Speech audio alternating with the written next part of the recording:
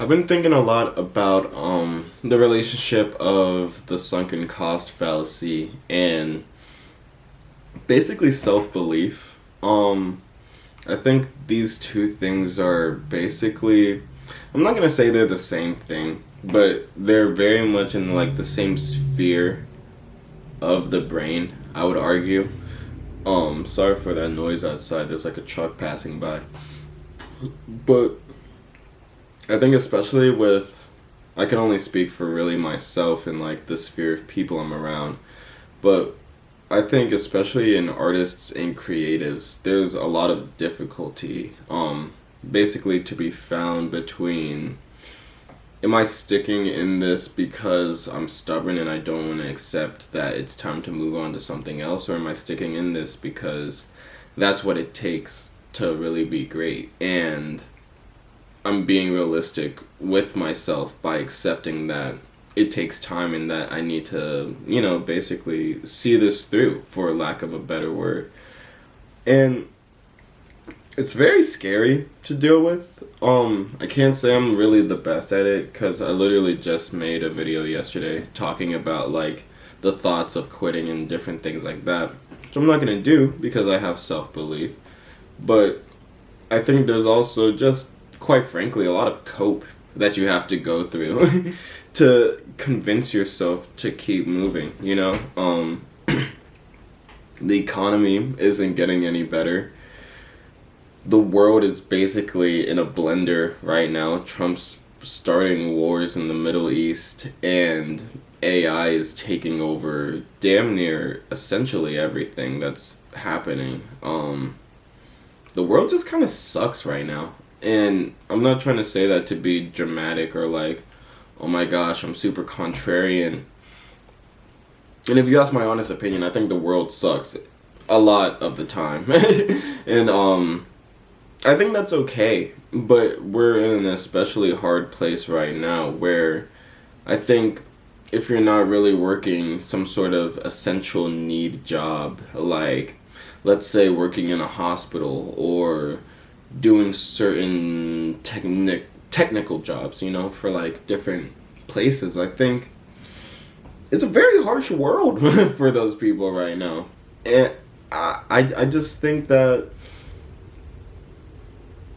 we're in a place where believing in yourself, especially to the ends of a creative goal or headspace, you're very discouraged from that. And I think there's a schism between what's said online and what's basically like peddled to people as messages. I think there's a huge difference between that and what's actually expressed.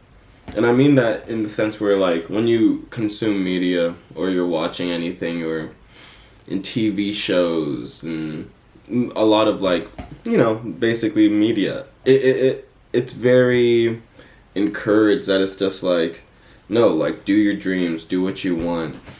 If it even takes leaving people that you love behind or restarting your life or moving to another country, take that leap, take that chance, do what you need to do to feel fulfilled. And that works in theory. Like that works in a TV show. That works when you're at AMC or Hallmark special. You know what I mean? I think a lot of the times when it comes down to real life and actually moving throughout this world, people that relentlessly chase what they want to achieve and kind of move selfishly in a way towards that. And I think there is such thing as like neutral selfishness, where you're not really fucking anybody over or being a bad person in any way. I don't use that as a bad term, but I just mean ideologically and action-wise, they're very self-serving. You're seen as a piece of shit. Like, I think one of the best examples for that is like Kanye. And we're not even going to get into like the crazy type of shit that he says concerning people, but it's just like when your best interest is obviously yourself And what you care about over anything is your happiness and your pursuit of greatness.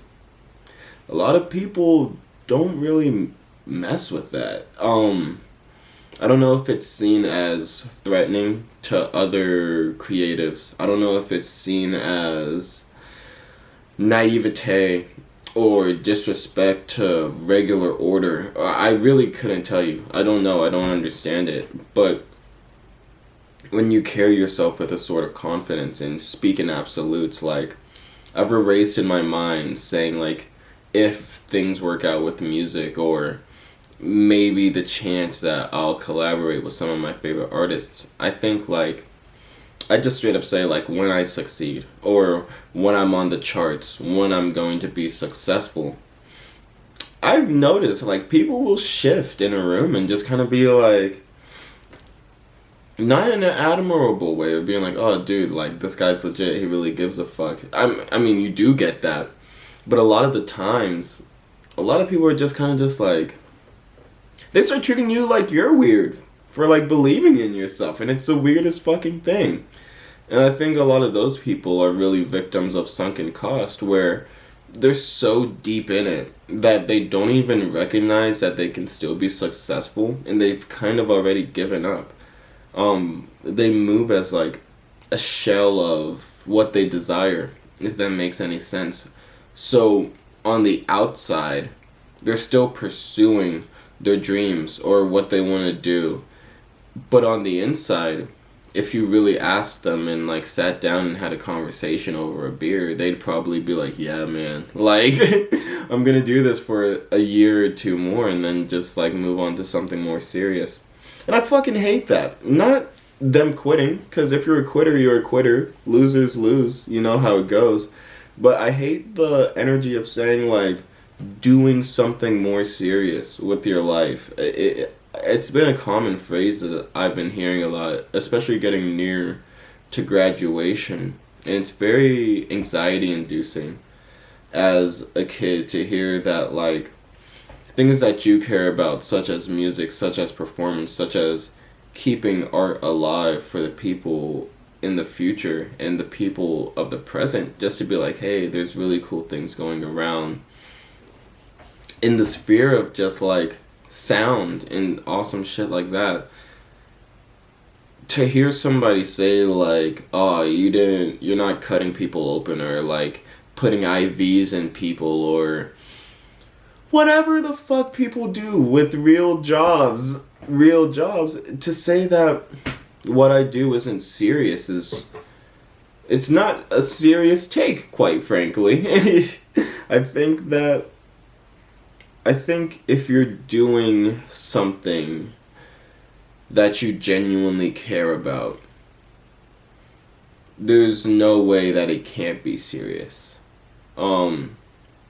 There's people that make content for kids. I think her name is, like, Miss Stacy or something. Like, the girl that she gets up and does, like, green screen children's shows and whatever.